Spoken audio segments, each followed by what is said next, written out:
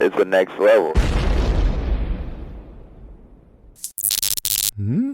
Ah!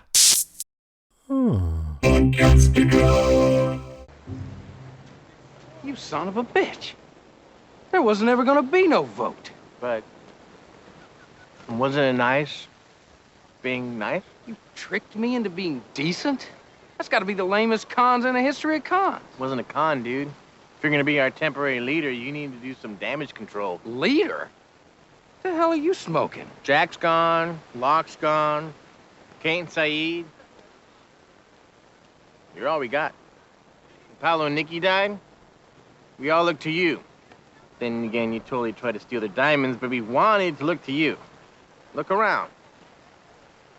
You made everyone happy.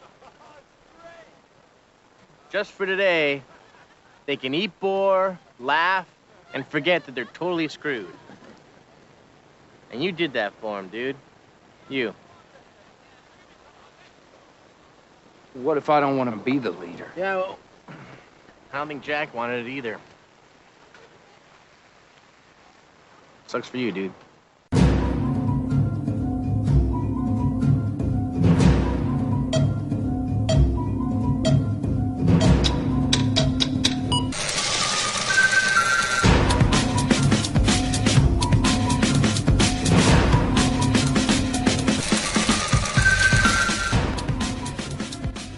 Welcome to another official episode of We Have to Go Back, Lost Revisited, as we are back to continuing our journey into the third season of the series. I am one of your hosts, Ben. And I'm Kristen.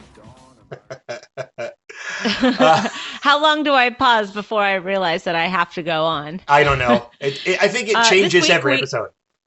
I know. Well, it is what it is. Yeah.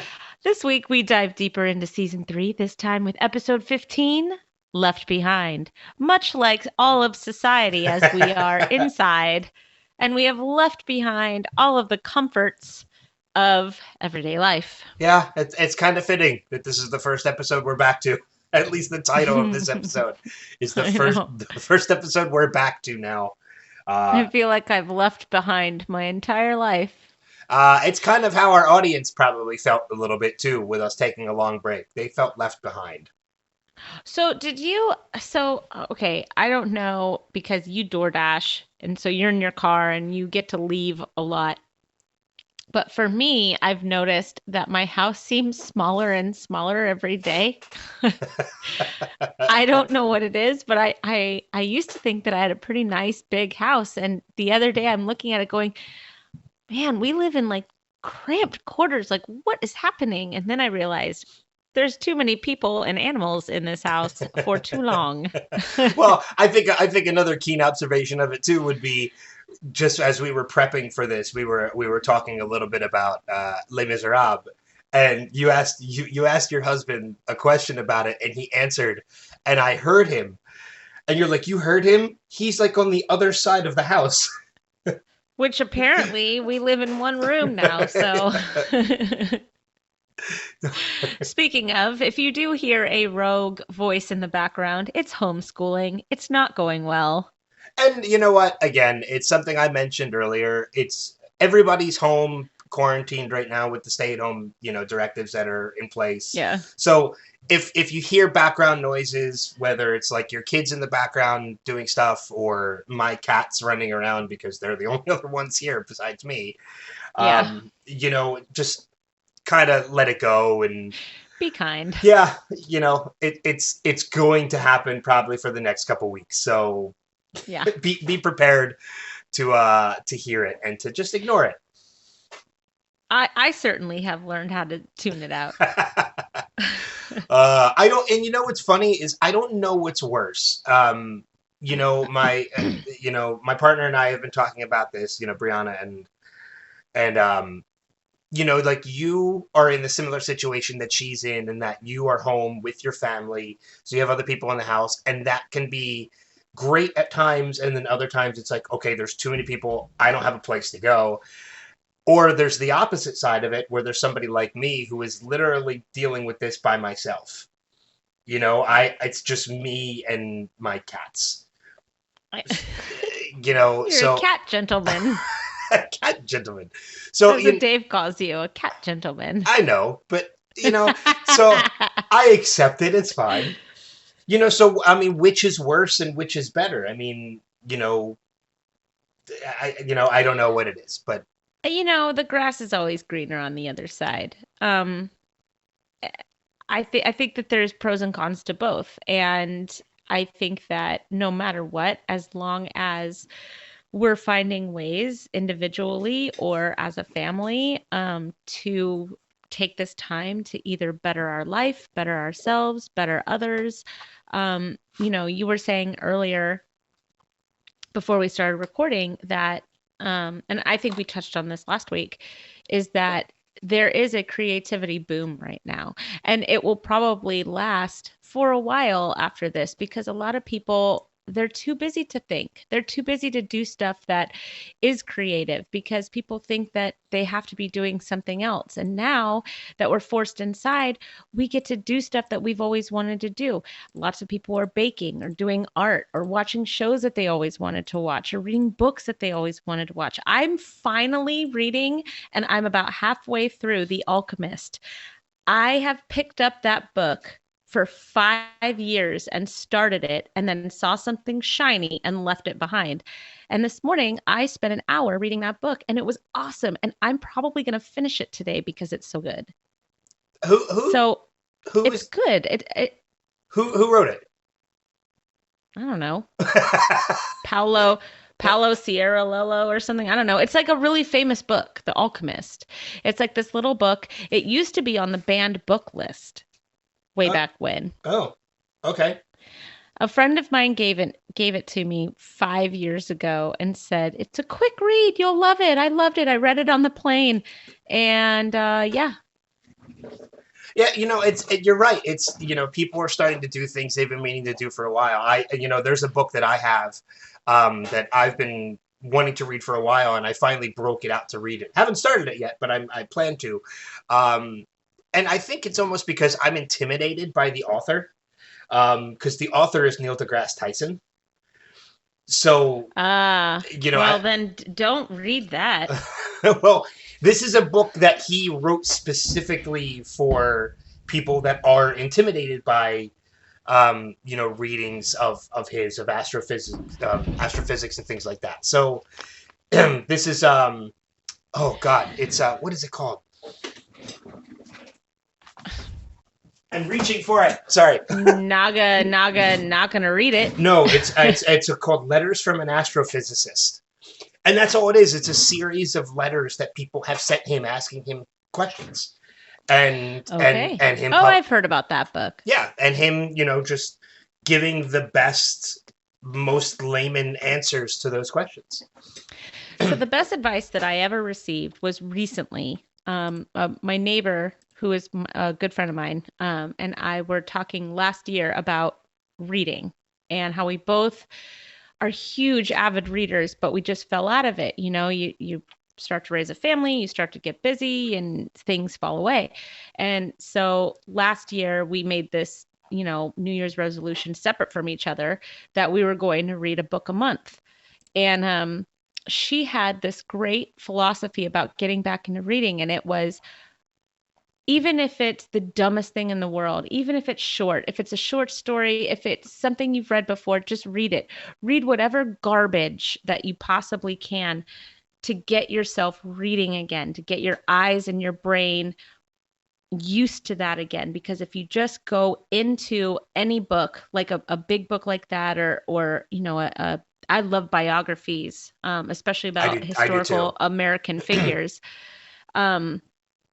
If you go right into something like that, you're actually less likely to finish it than if you just read something like a couple comic books or, for me, I just finished Woman in the Window, which was good. It was good. It was a fun read, but it's a beach read, a pool read. It's not particularly difficult, right?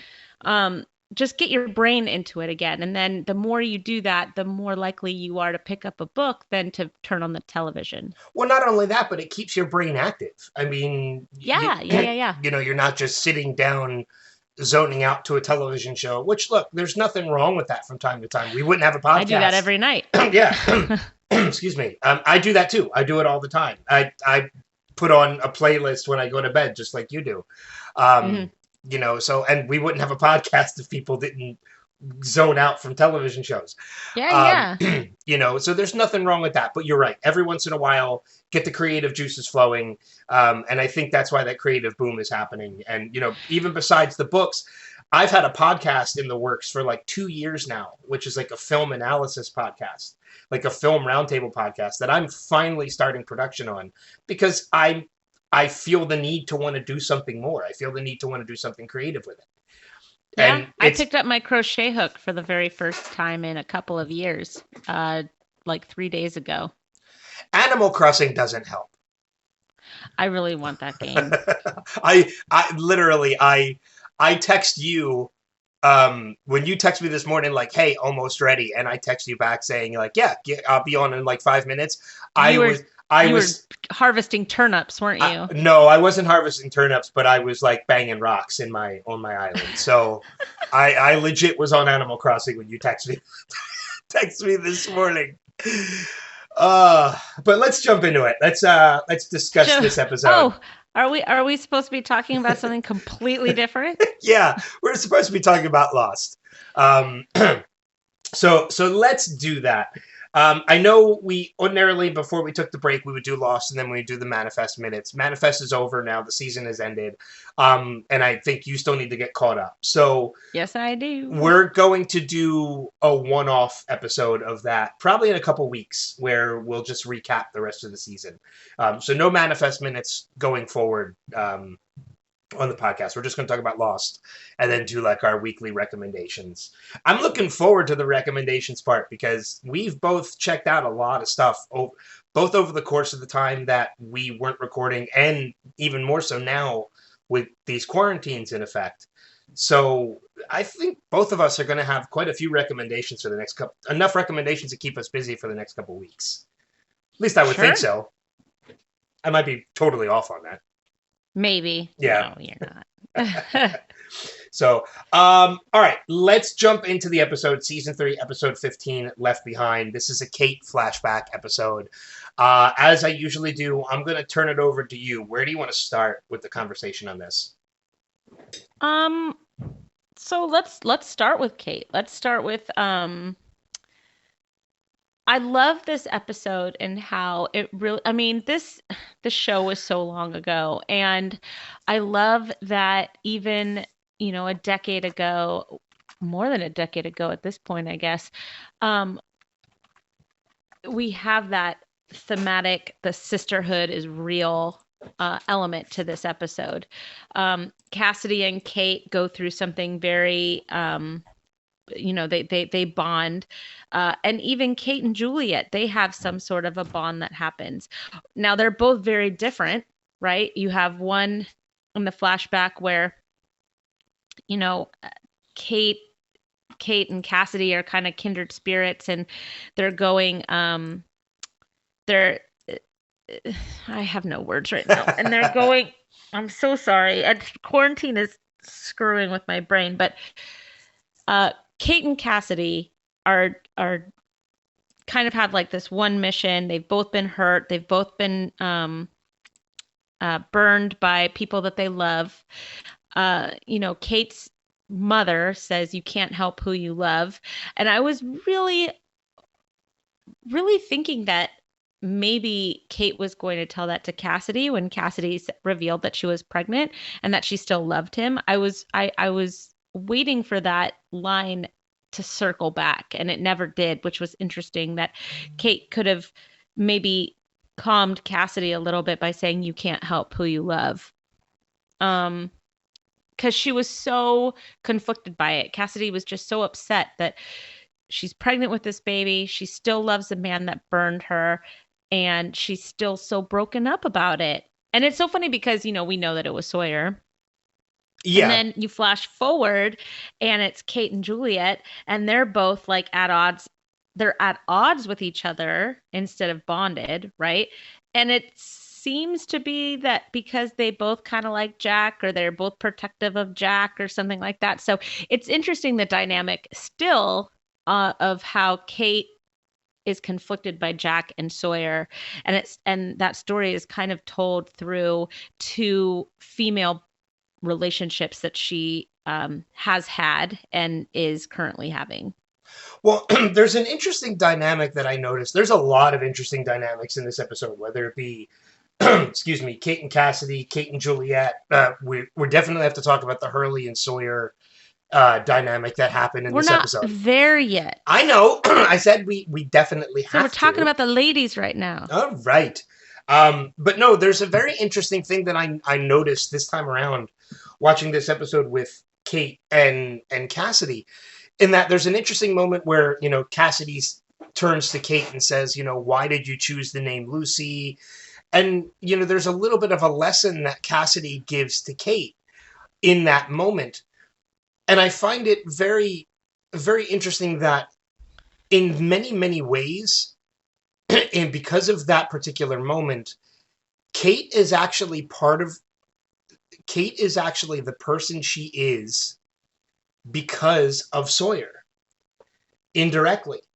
Sawyer is the one that taught Cassidy, and Cassidy is the person she is now because of everything she went through with Sawyer and everything she learned from Sawyer, whether it be good or bad. And then now you have this return moment. Excuse me, I'm phlegmy. You know, where Cassidy is kind of imparting her wisdom onto Kate, which is forming the character that Kate is going to become by the time she's on the island. And that indirectly is because of Sawyer, who is somebody she has yet to even meet. If that makes sense. Yeah, I mean, I think that that's just the whole, you know, kind of connected part of the show and of these people on the plane. It's, you know, that they've all been somehow connected with each other at one point or another through either directly, indirectly, or through other people. You know, and we've seen that throughout the entire series. This one is especially cool because it's it's two people that will eventually love the same man. And what's really interesting is that Kate knows something about Sawyer that she doesn't know that she knows about Sawyer, and Sawyer never knew anyways. Mm-hmm. Sawyer has a kid, a daughter. Yeah. Yeah. And that's significant, especially since he almost got off that island at one point. He could have had a chance to meet his daughter, but as we know, Sawyer never does leave the island ever again. Wait. So it's interesting. Yes, he does. No, he doesn't. He gets off in the end. He's one of the people that gets off the island at the end. No. Sawyer? Sawyer never gets off the island. I'm pretty sure he's in that plane at the end. He jumps out of the helicopter. No, at the very end of the series, when that plane leaves the island and Jack is left behind, Hurley is left behind, Sawyer is on that plane. He died in the incident. What? No, he did not. Okay. I'm pretty sure we're at odds on this one. I'm almost confident Sawyer survives. Juliet dies. Yes, thank you. I'm like, what are you talking? I'm like, Sawyer is one of your... died. I thought they both died. No, I'm like, Sawyer is like one of your favorite characters. I'm like, how could you not know he survived? Because it's been years, man. It's been years. I'm like, yes. In the series finale, James escapes the island on the plane. I just read it. All right. All right. So now that we've got. Meanwhile, Dez is screaming in his car. I know. Oh, I can't wait to hear the voicemail and the email from this one. Listen, I'm not all there right now. Okay? It's quarantine brain. It's fine. I really miss doing this podcast. So I said, let's start back up. I wasn't prepared. I wasn't ready. It's all right. We're easing back into things. Are we? Or are we just kind of feeling our way through this? I mean, It's a little column A, a little column B. It's fine. Yeah, I mean, look, if we're gonna stick with the Kate story, first of all, the fact that Locke left her was BS. He's like, okay, I'm gonna go now, but I'll see ya. Bye. Well, I think what's really intriguing about that scene too is that he says like I was going to put in a good word for you, but then they told me what you did. And that really, in all honesty, could mean anything. Like, it could mean what she did on the island that he didn't know about. It could be what she did in her previous life that he didn't know about. Because the others know everything that she did before she was ever on that island. Yeah, but see, here's the thing is that Locke's whole thing since he got on the island was that the island gave you a new beginning, that you could be whoever you wanted once you were on the island. And so if it has to do with anything that she did before she got on that island, then he's a hypocrite. A hypocrite. Yep. So the only thing that it could be is that she slept with Sawyer, which is A, none of his business, and B, nothing he'd be interested in as John Locke. True. So what is he talking about? Are we real? It's such a departure from his character that he would leave her behind that it still doesn't sit right with me. I mean, we also don't know whether... And he left Saeed behind. And he left Jack behind. Like, he left everybody behind. And I get it. He was there on his own mission to do his own thing, on his own agenda, whatever. But I just leave it... What he said to Kate just wasn't right. Well, let's not forget, too, Locke's mindset totally changed the moment he was introduced to the man from Tallahassee. The moment that his father appeared in front of him, his entire method of what he was doing changed. He had completely new goals. That doesn't excuse what he did to Kate, because you're right. What he did to Kate, what he did to everybody, leaving everybody behind and just going off with Ben, is kind of inexcusable. Like, what is your purpose behind that other than it's self-driven? You know what I mean? Mm-hmm. So it doesn't excuse what he did, but his mindset is completely changed now from what we've known of Locke before this point. And this actually, when I talk about interesting dynamics of characters, this is the very beginning. This is the seed of the John and Ben dynamic that we get to know throughout the rest of the series. Yeah. This is the moment that Ben put the man from Tallahassee in front of him, aka his father. That was the seed that was planted for that dynamic, which I love that dynamic. Those two characters together are two of my favorite pairings of the series going forward, but we're not to that point yet. No, I understand what you're saying. I do. I understand what you're saying, but I also just everything that we know about Locke, that's not what he did. He did Kate dirty. I agree. I completely agree.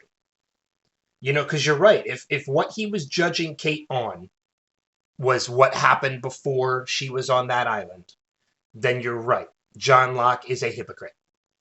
He is a huge hypocrite because he said, as you mentioned, anything who you were before the island doesn't matter. Everybody got a fresh start. So to judge her on her actions is hypocritical.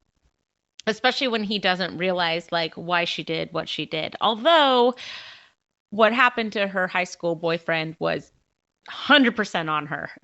Oh yeah. Well, what happened to her stepfather was 100% on her too. Yeah, but that was for different reasons.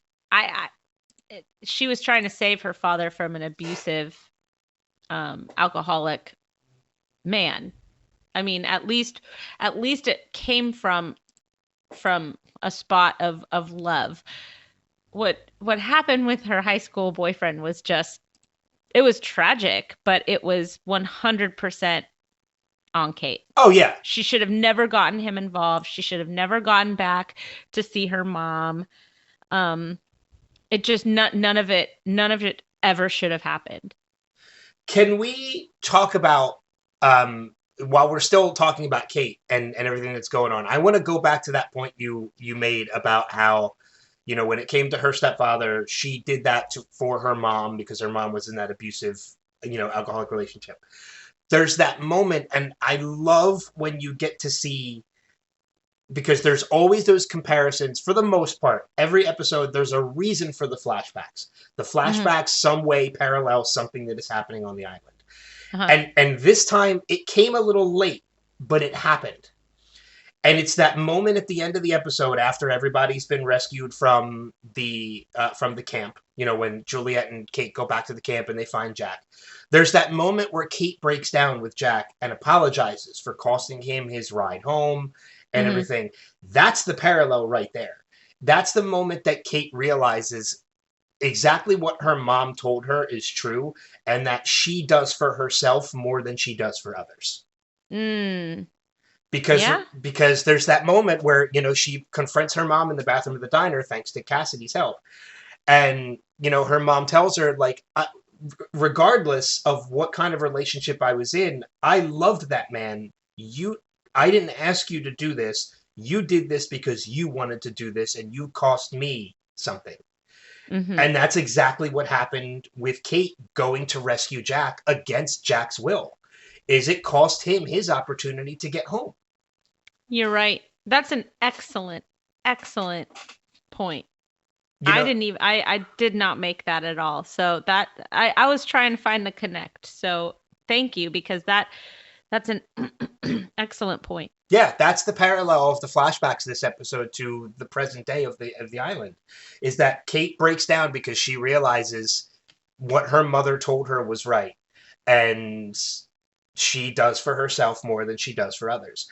Uh, And it's interesting because I think that Cassidy was kind of the opposite, is that Cassidy thought about everybody else before she thought about herself. She didn't want to turn in Sawyer because that wouldn't have been beneficial for her unborn child. yeah, oh, absolutely. She wanted to help Kate because she had been wronged and she didn't know how to fix it for herself, so she wanted to help someone else fix it. And she went and almost she got arrested by federal agents for a woman she didn't even know. Yeah. So it shows the type of person that Cassidy was versus the kind of person that Kate is. Hmm.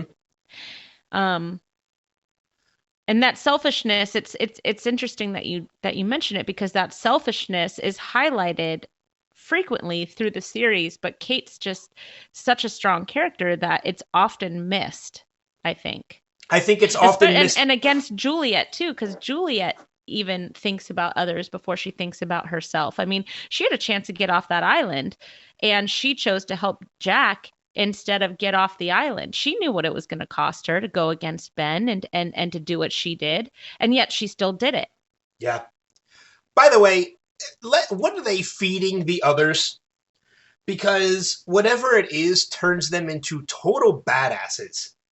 That opening moment where Juliet flips Kate, I'm like, Jesus, like, first Ethan is like super strong and now Juliet's a total badass. Like, That fight in the jungle was awesome. yeah, that fight in the jungle was amazing. So like, what the hell were the others eating? Like, what was in that Dharma food?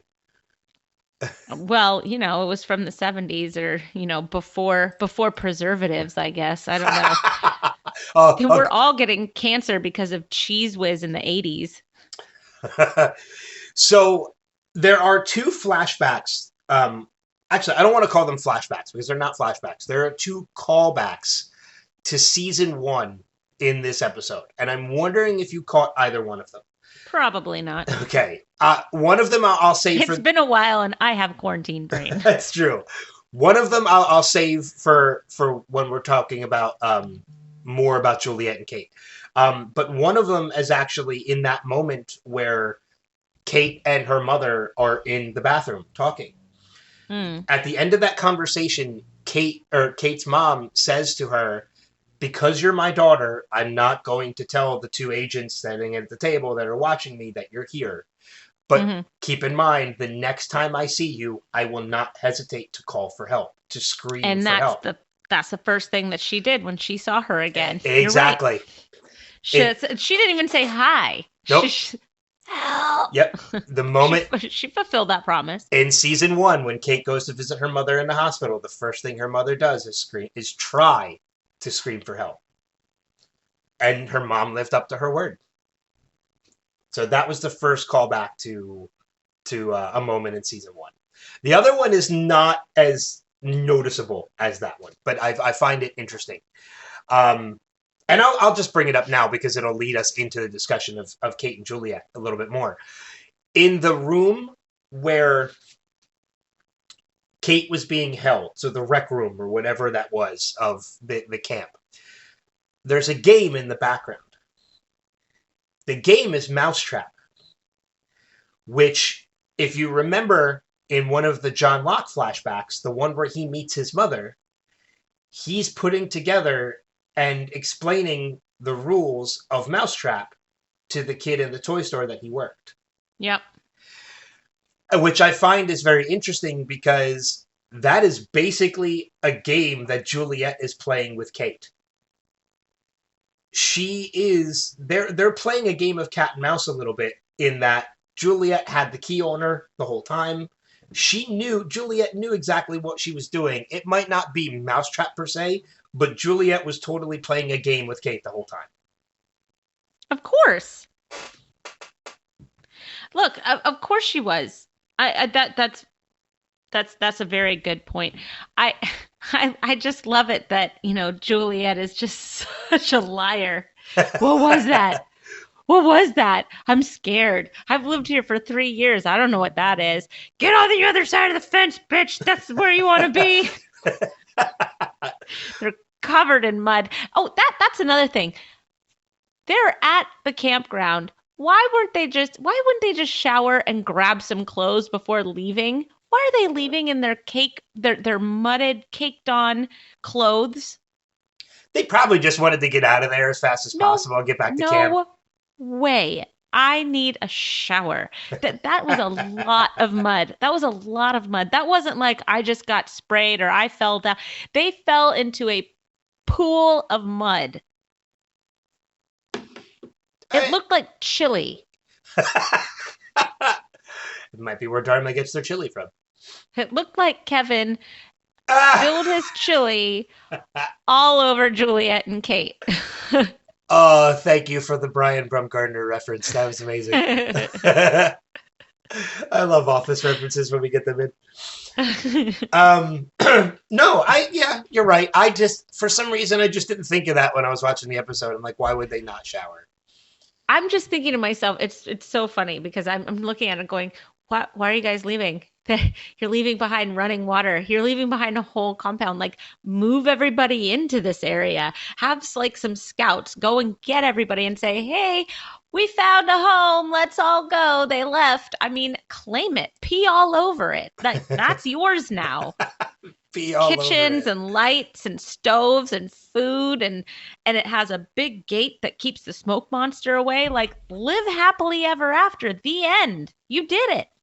Well, I think one of the other very interesting things to kind of point out is, up until this point, the Smoke Monster and the Dharma Initiative, or the others rather, have been two kind of separate entities. And as viewers, we kind of had that instinct of like, hey, maybe one is in charge of the other. Is the Smoke Monster part of like the others? Like, is it a weapon of the others or whatever? And in this moment, in this episode, we realize like, no, these are two completely separate things. The others have this fence to protect themselves from this thing too.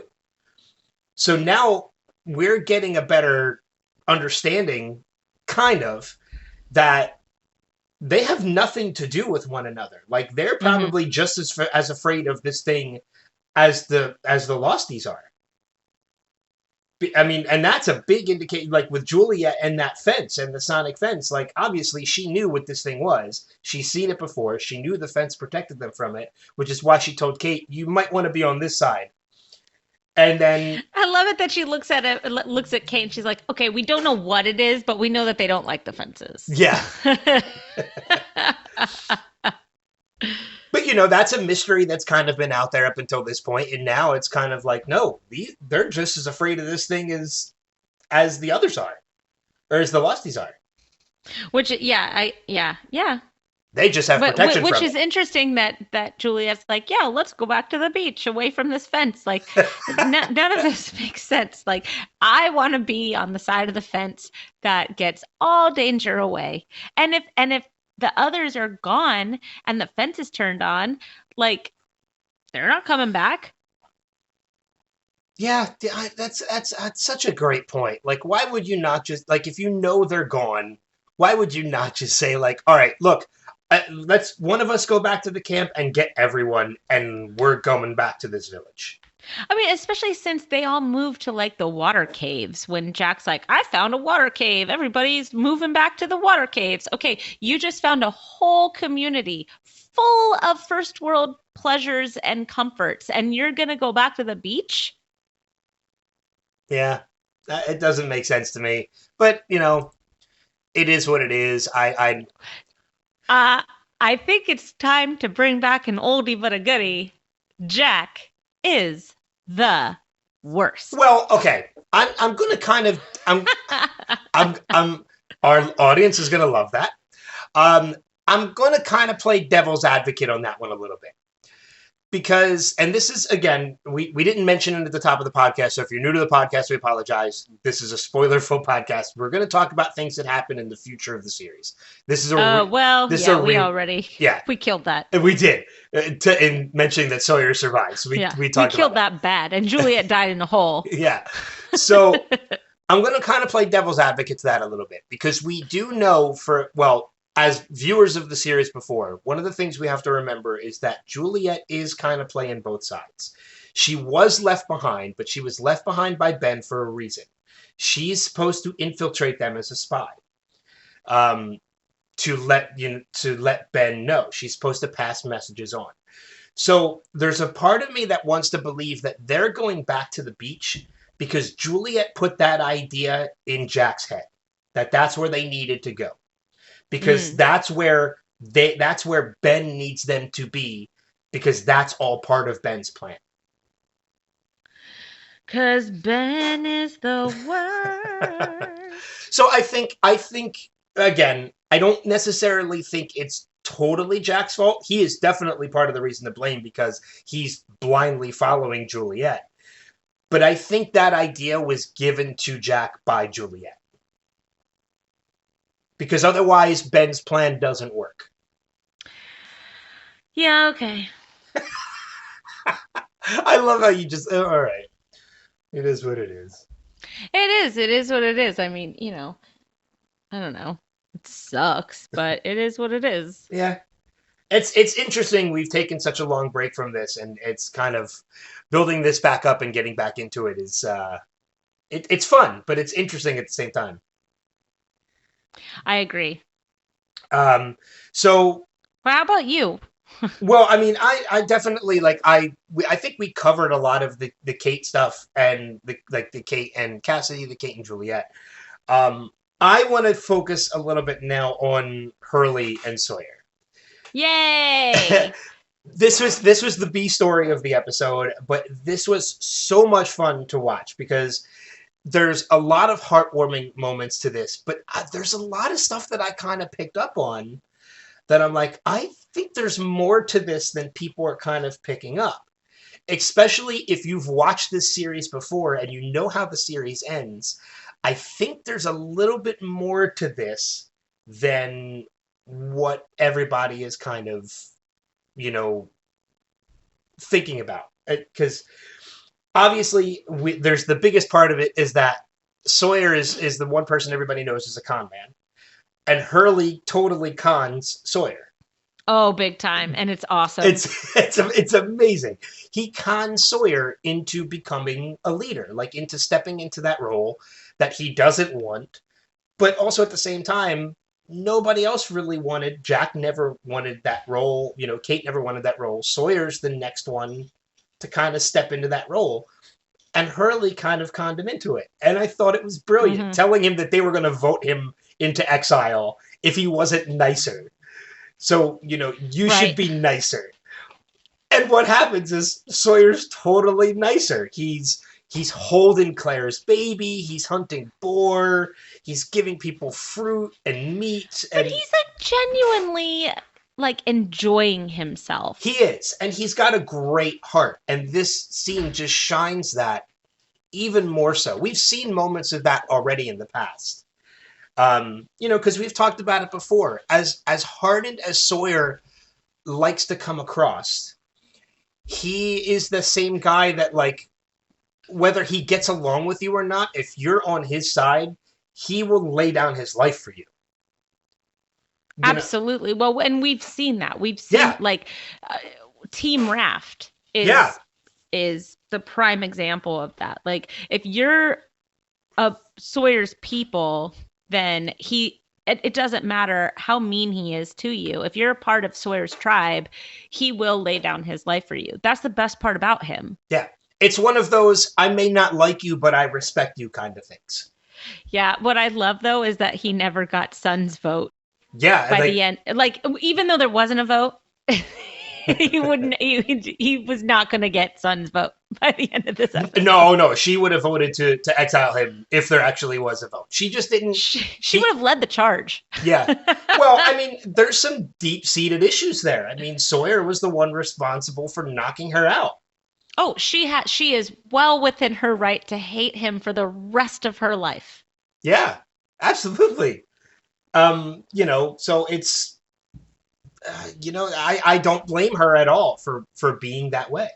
It's just so funny because he's had this really great episode. He hunted a boar. He held a baby. He got some goodwill from everybody. He felt really good about himself. Charlie was excited and nice to him. And then he looks over at Son and gives her a smile. And she's like, "Nah, bitch. Nope. No. Don't look at me. Bye, Felicia. Don't at me, bro." So I want to get to that point I made of that there was something deeper to this scene. And so I'm going to do that by posing a question to you. And I don't know if it's a question you thought of or if this is going to be the first time you're thinking of it. We're going to see if it matches my notes about this subplot. Okay. So by the end of this scene, we get the conversation with Hoyer. That's their ship name. Hurley telling Sawyer, like, you needed to be nice. This was my way of doing it. Like Jack didn't want to be leader, but since nobody else is here, people are going to be looking to you. Here's my question: who is actually the new real leader here in It's this Hurley. situation? It's totally Hurley, okay. And it's always been Hurley. Yes. That's my note, man. That's my note too. It's not Sawyer. Hurley is leading this charge. Sawyer is basically his proxy. Hurley is trying to make everybody around him better. That's what leaders do. They make everybody around them better for the better of the group. That's leadership. Yeah. Leadership isn't I'm in charge, it's my way or the highway. Leadership is how do I make you better so that we are better? And I think using Sawyer as a I'm not trying to say anything subliminal there at all. I think Hurley using Sawyer as his proxy is actually genius because they know people are going to listen to Sawyer more than Hurley. Hurley knows that. He understands it. He's totally fine with it. But it's still his actions flowing through Sawyer. So it's still, in essence, it's Hurley leading the group, but through Sawyer. And I think that is so fantastic. Yeah, I'll agree with that. Absolutely. I'm so glad you had that note too, because I'm like all the times I've watched this episode before, I was always like, "Oh, that's so great! Hurley's helping Sawyer step up and be in charge." And then watching it again this time, I'm like, "Wait a minute, Sawyer's not the leader here. It's Hurley. No, Hurley is totally the leader of this group now." He also leads, funerals and he knows everybody's names and he makes sure that everybody's taken care of. I mean, that's a leader. People can make decisions, but that doesn't mean that they're the leader. Yeah. No, agreed completely. So it completely changes a lot of what I think about this series, and it makes me understand the finale a little bit better. Because when you look at who's left in charge of the island after everybody leaves, it totally makes sense that that's who was chosen.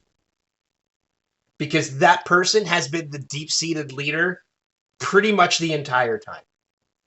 That's because Hurley's the greatest. Hurley is absolutely the greatest. And I would love to talk to Jorge Garcia one day. I really would. I just saw him in a preview for a show. He was on an airplane. What? I wouldn't have done that show. I swear, if I were to ever see it, yeah, oh, it was for the movie. It was for a movie, The Wrong Missy, I think. The Wrong Missy? Yes. It's a Oh, David Spade movie, and David Spade meets a girl of his dreams, and then he texts. Her name was Missy. He texts this girl Missy, and they have this great text relationship after this date. And he wants to invite her on a retreat, and he invites her, and he tells Jorge Garcia on the plane, "My dream date's coming," blah blah blah. And he gives David Spade a thumbs up. Oh my gosh, I can't believe I just remembered this. I just saw it. I don't know why. Yeah, The Wrong Missy. I don't even see it on his IMDb. He had the Hawaii Five-0 new haircut and everything. I think it's a Netflix special that isn't out yet. I wonder if he's uncredited in the movie. Because he's on a plane and that's crazy. Yeah, maybe. Yeah, because I don't see it in his IMDb credits. So either that or it's just not listed. But that's interesting. He also, I know we're kind of breaking topic here too, but he actually he's in an episode of How I Met Your Mother. And it's the Jinx episode. Or no, not, is it the Jinx? No. What the Blitz. The Blitz, that's right. And it's, just the references that he does, like when they're looking for the random phone number to text someone, and he just comes running in, and he's like, 4, 8, 15, 16, 23, 42. Yeah. So. Yeah, it's called The Wrong Missy. And like Nick Swartzen's in it. Vanilla Ice is in it. Sarah Chalk is in it. And Molly Sims is in it. Oh. And I don't see him on here, so it's probably an uncredited role. Just an uncredited, like, hey, cameo. Yeah, I'm on a plane and I'm gonna give you a thumbs up.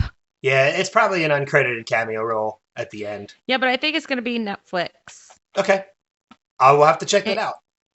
And it comes out. It comes out. Stop it! It comes out May 13th. Okay, yeah, I'll have to check that out. Yeah, it's a Netflix special. I think I only have one other note, so I'm going to turn it back over to you to see if you have anything else. I'm sure I do. I'm sure I do. I don't know. I guess maybe I don't. I really like this episode. I thought that this is just a super solid episode. I didn't realize that Jack and Saeed were also still there until the very end. I have forgotten so much of this show, which is a delight. I love that. I love the fact that I've seen it, so I remember broad strokes, but it's the how we get there that I've completely forgotten. So it's really fun. I'm sure for people that have seen the series a lot, I could be very annoying, but at the same time, I don't care because it's a fun adventure for me. No, I mean, I get that question. I've gotten that question a number of times. It's like, if there was any TV series or movie you could like wipe from your brain just to experience it again for the first time, what would it be? And Lost is always one of those ones that I put on that list. Westworld. Well, I mean, like I said, Lost is one for me. I don't know. And maybe Game of Thrones, but I wouldn't want to revisit it. I think, I just want it wiped from my brain. I think Dexter would be one for me. Again, let's wipe that. Well, yeah, the last season kind of ruined it. Um, movie-wise, Avengers Endgame, because I would just want to experience that for the first time over and over again. I gotta tell you, every time I watch, because my kids love that movie, so we've seen it quite a few times for a 3-hour movie. Um, we notice new stuff in it all the time because it's so sensory overload. The Russo brothers have flat out said there are Easter eggs in that movie people have not found yet. Yeah. And it doesn't surprise me. I think it's the same with Infinity War too. I think there are Easter eggs in there that still haven't been found yet. Probably, but gosh, I love Endgame. I love Endgame so much, so much. Yeah, wipe from my brain. Lost is a good one. I'd like to experience Walking Dead again for the first time. I love that journey that they take. Although I would like it if we could skip over season 7, episode 1. I don't have a need to ever see that episode again. Oh, is that the Negan episode? Yeah. Okay, got it. But yeah, Westworld for sure for me, just because there's so many jaw-dropping moments. Gosh, that show is fantastic. The season finale is on Sunday, and I've got some theories, and I am going to be vindicated this weekend. I just know it. I got a big argument over the phone. You're gonna have with Dave's coworker about something. You're gonna have to tell me this once we're done recording, because I'm curious as to what your theory is, because I don't have any. Are you caught up? Oh yeah. Okay, good. Yeah, I'm caught up. Yeah, I think the only other thing I would probably I would like to say The Office, but I still laugh my ass off at that show.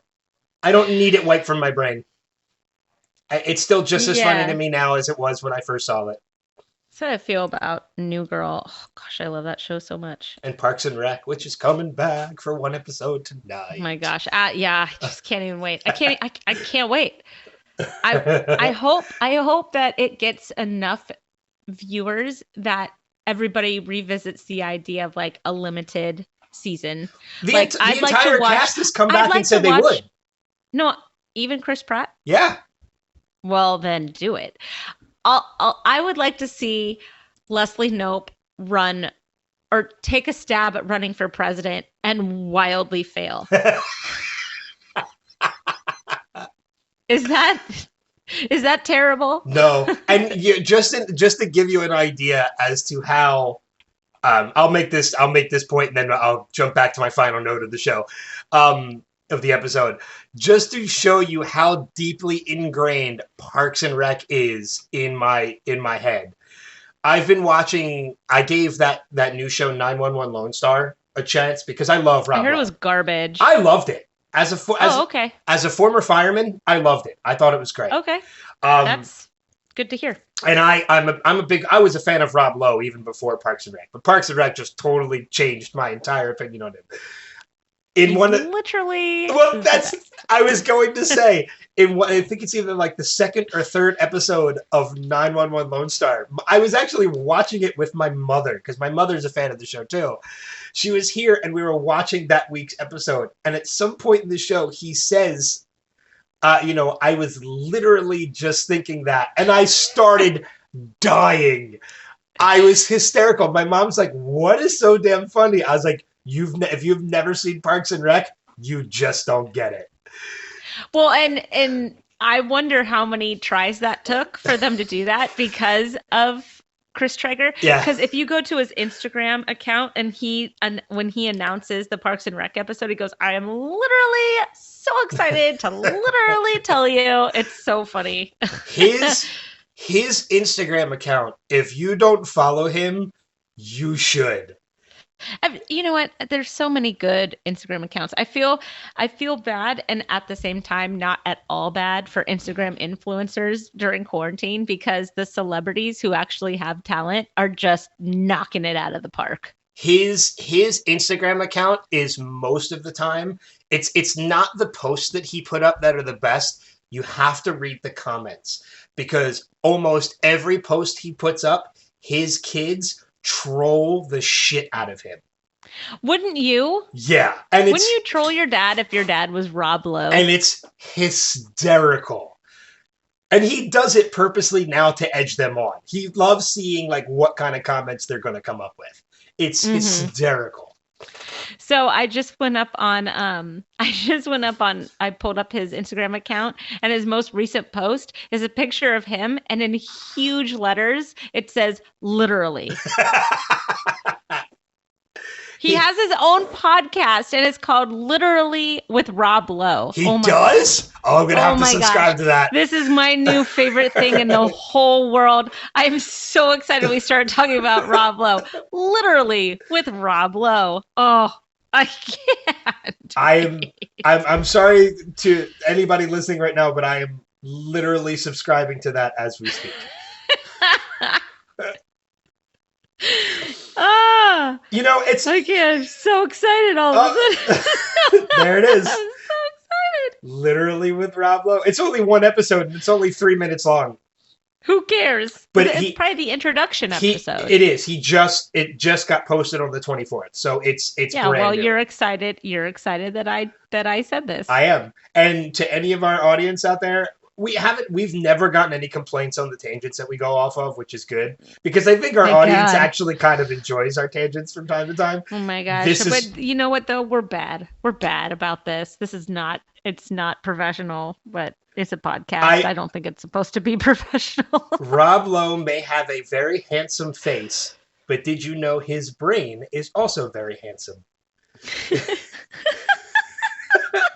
In his new podcast, Rob is using that stunning cerebral cortex to discuss topics big and small with his very famous friends. Everything from addiction struggles to finding love to the best way to prepare a Cornish game hen. Slow roasted in a tarragon reduction. Oh my gosh, I'm so excited for this. I can't even tell you. That's amazing. I have his book. I'm staring at it right now, and it's Stories I Only Tell My Friends. I have the audio book. It's a scream. I have the audio book, and I haven't listened to it yet. But see, the same way that you mentioned you're into like biographies and things like that, I love celebrity autobiographies, and I especially love. I'll read them. I own a ton of them, like physical copies. But I love the audiobooks of them too, because you're getting to hear their stories in their own voice. Oh. So, yeah, I can't do audiobooks. I applaud people that can. I will only do audiobooks that are like autobiography audiobooks if they're read by the author. Because then again, you're getting their story in their voice. Yeah, okay. You know, so those are what's his name? Oh, what is his name? What is his name? Will Wheaton. Will Wheaton does a whole bunch of audiobooks, and I heard he's pretty fantastic. Oh, he does the Ready Player One audiobook, and it's amazing. That's what he does, yeah. I knew that he did one in particular. I've read that book 3 times. I've listened to that audiobook like 4 times. It's interesting that you've read that book so many times when it's unrecognizable on the movie you claim to love so much. Shut up. We're not getting into this now. Anyway, my final note for the episode. I'll make my final note for the episode, and then we'll go into some recommendations, even though we've already given a number of them this episode. Literally with Rob Lowe. Yes. I don't think that there's anything. We can end the podcast right now. Well, I do want to make this one final note. There's a moment with Juliet and Kate where they're being chased by the smoke monster. And the smoke monster has them trapped, but rather than try and attack them, it flashes that light at Juliet. It's almost like it's taking pictures. Yeah, that was the noise. It was like ching ching ching. But I want to again. Actually, this is another callback to a previous season. There's the conversation with John Locke and Echo, where they're talking about what they saw when they saw the smoke monster. And remember, John actually said that when he saw it, he saw a bright light. I'm wondering if that is indeed what he saw. Was the smoke monster was taking pictures or snapshots, whatever it was doing, the same way it was doing to Juliet and Kate, if that's what it was doing to John. And that's why he saw the bright light when he saw it. You know, initially we had made the comparison that people see the smoke monster as whatever they want to see it as, but I think it's not as profound as that. I think it literally was just taking snapshots of John Locke. Yes, no? I let me marinate on that. Okay, fair enough. But Should we let it keep recording while I marinate on it, or should we just circle back to it next week? I'm just kidding. I was gonna say we can just circle back to it next week. I'm just kidding. It doesn't matter. No, I mean. Is it me, or was Sawyer talking with Charlie about seasoning the pork? About seasoning the boar? He's like, yeah, just throw some paprika on there, or something like that. He said the word paprika, right? If he did, I missed it. Yeah, if he did, I missed it. Charlie was drinking a beer, which I thought was interesting, Mr. I'm Sober Charlie. Oh, I didn't even pick up on that. He was drinking a Dharma beer. Oh, bad Charlie. Well, I know that there's like a lot of heroin addicts that their drug is heroin. It's not like alcohol isn't considered like anything that if they drink beer or wine or whatever, they're not going to go do a bunch of heroin. Okay.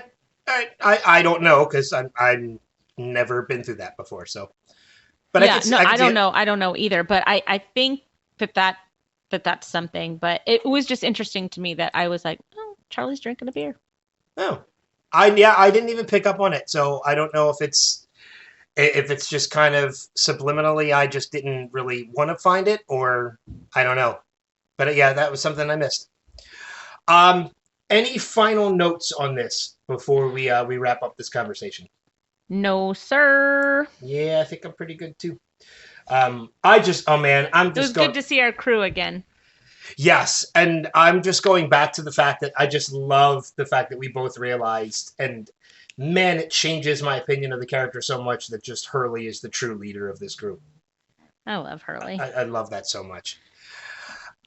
Next episode of the podcast, we're going to talk about season 3, episode 16, One of Us, which is a Juliet flashback. One of us. And I know we're definitely going to get to see a little bit more of Richard Alpert next week as well. Next episode. Mr. Guyliner himself. That's so true.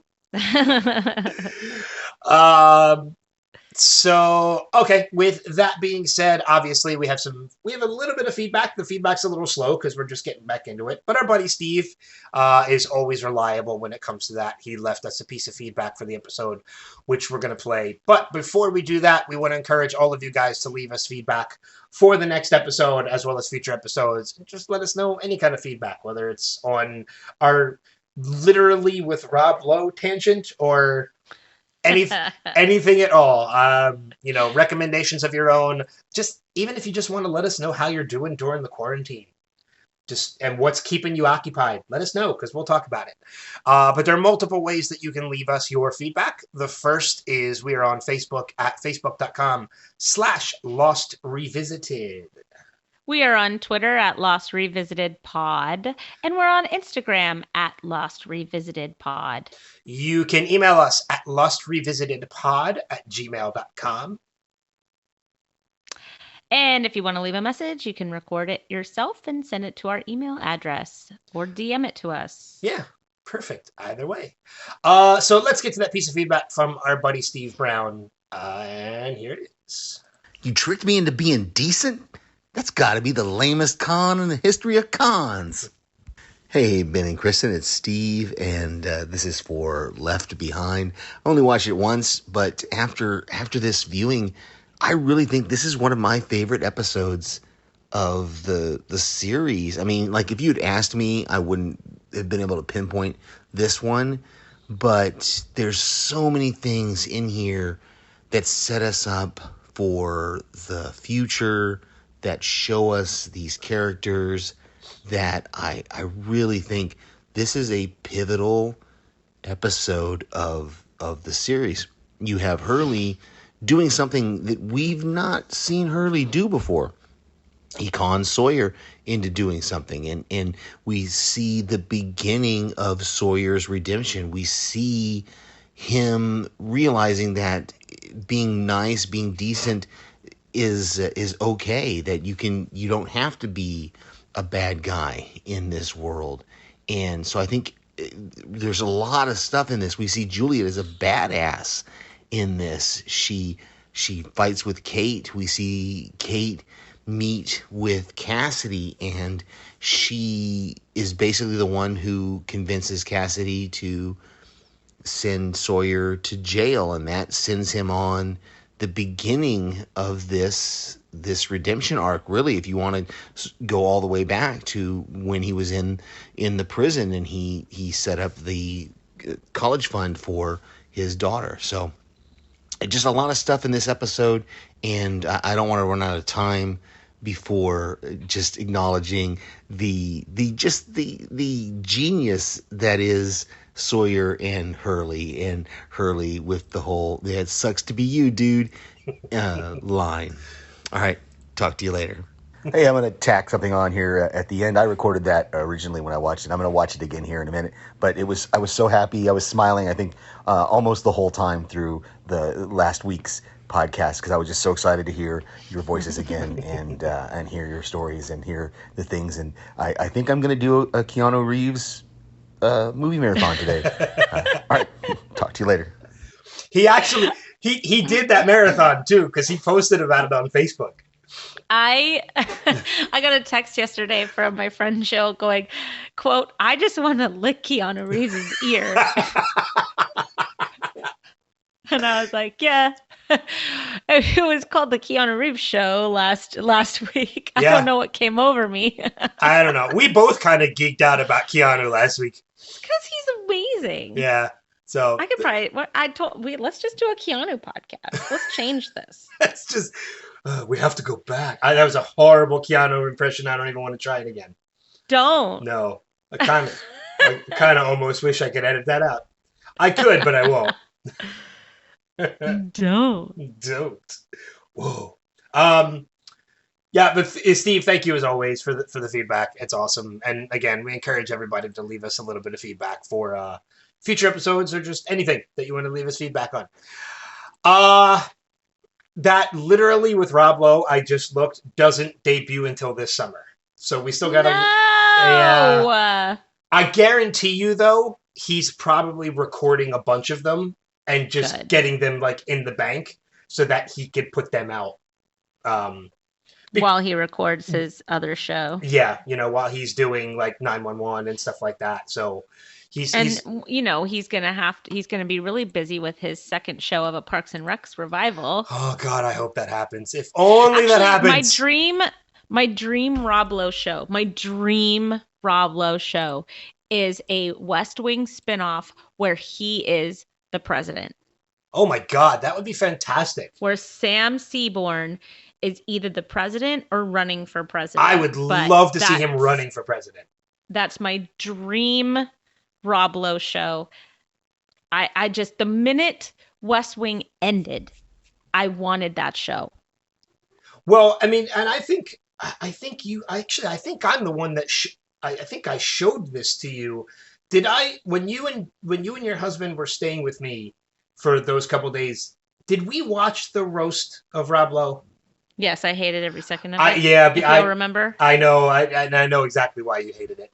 But I still think the jokes towards Rob were funny, and he took it he took it to the chin, which was great. Yeah, oh my God, to see Seaborn run for president would be amazing. It's weird because I still need to finish that show. And I kind of stopped right after he left. But I know he comes back. So good. I know he comes back for a short stint, doesn't he? You're going to have to watch. Yeah, I know. I think I was in like the 4th season when I stopped. I need to jump back into that. You're going to have to watch. So aside from that, any other recommendations for people that you want to recommend to our audience? You know what? We just picked Homeland back up last night, and it was like, we haven't watched it in a couple of years. But we're starting with season 4 where we left off. And it's like no time passed. Oh my gosh, we were so excited to watch it again. When it was over, I was like, oh yeah, Homeland, we're back. And then we also watched the very first episode of The Last Kingdom last night, which was fantastic. Fantastic. It was fantastic.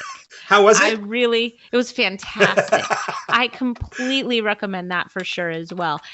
And Westworld, if you're not watching Westworld, something's wrong with your brain, because Westworld this season has been phenomenal, and the season finale is this Sunday. So if you're more of a binger with this show, because it's real hard to follow, it's going to all end on Sunday. There's 8 episodes for this season, and it was just renewed for a 4th season. Yeah, that's a show that has been doing some interesting things this season. So good. And it's I agree. The season has been great. But it took, man, tonally from the first 2 seasons, it's a completely different show. I can't wait until we're done with this recording so that we can talk about that. Yeah, because I want to hear your theory. Yeah. Because I don't have any. I'm just along for the ride at this point. A recommendation I want to make, I can't remember if I've made it before, but I'm making it purely because I just rewatched it. I love the movie so much. And there is a Lost alum in it, as well as my favorite living actor at the moment. Keanu Reeves? No, not Keanu Reeves. You know who it is. Hugh Jackman. Hugh Jackman. I want to recommend, if anybody hasn't seen it, I want to recommend a movie called Real Steel. I just watched it again. I love the movie. It is in my top 3 favorite Hugh Jackman movies, behind only Greatest Showman. When I saw the trailer for this, I originally thought, I was like, oh, it's Rock'em Sock'em Robots, the movie. It's totally not. I mean, yes, there is robot boxing in it, but the story ingrained in it about him and his son is like, it's so heartwarming. And just like, there's so much emotion in this movie that I just adore this movie so much. And the Lost alum in it is Evangeline Lilly. She's yay. Yeah, she's one of the main characters in the movie as well. So my recommendation is Real Steel. If you haven't seen it, I recommend giving it a shot, checking it out. All right, cool. But I think that's just about going to wrap it up for this week's episode of the podcast. As I mentioned, next week, one of us, season 3, episode 16, send us in your feedback. Any final words before we move on? Be kind to any of the parents that you know out there. They're homeschooling and doing their best. Give them flowers, drop off little snacks at their door. Just be kind.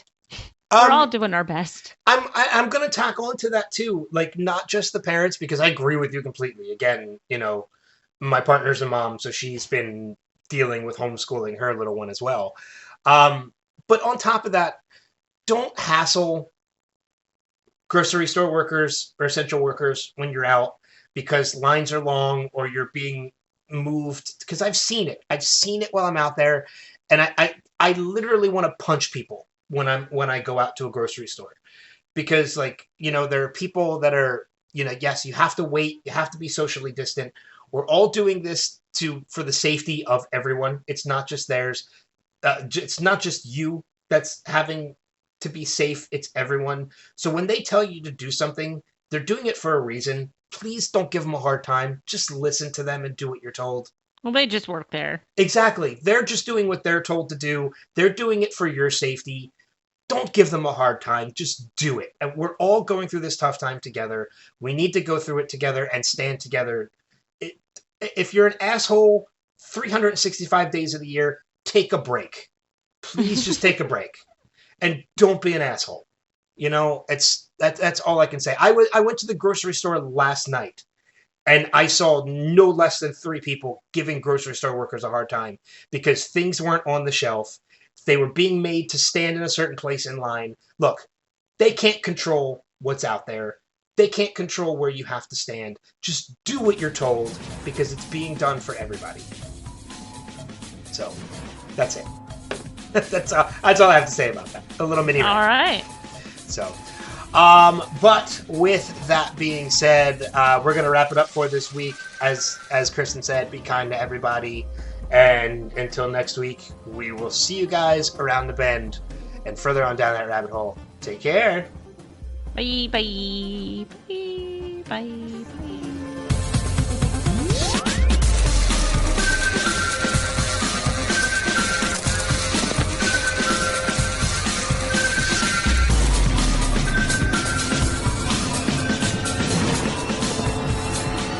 We have to go back, Kate. We have to go back!